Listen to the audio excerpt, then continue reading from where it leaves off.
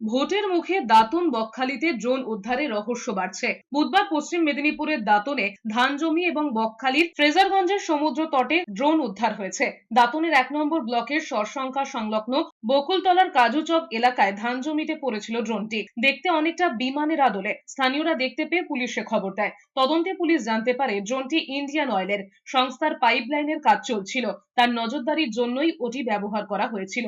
অন্যদিকে পশ্চিম অমরাবতী গ্রামের কার্গিল সি বিচে লাল হলুদ রঙের বিমানের আদলে ড্রোনটিকে পড়ে থাকতে দেখেন মৎস্যজীবীরা। খবর দেওয়া হয় ফ্রেজারগঞ্জ কোস্টাল থানার পুলিশকে। প্রাথমিকভাবে জানা গিয়েছে ওই ধরনের ড্রোন ভারতীয় নৌবাহিনী বায়ুসেনার মহড়ায় ব্যবহার করা হয়, প্রতিরক্ষা প্রশিক্ষণে ব্যবহৃত হয়। পাহাড় সমুদ্রের একাধিক জায়গায় অপারেশনের ক্ষেত্রেও এই ড্রোন ব্যবহার করা হয়। সাগরের এসডিপিও সুমন কান্তি ঘোষ জানিয়েছেন, ড্রোনটি ভারতীয় সেনাবাহিনীর প্র্যাকটিস ড্রোন কোনো কারণে খারাপ হয়ে যাওয়ায় সমুদ্র তটে আছড়ে পড়ে।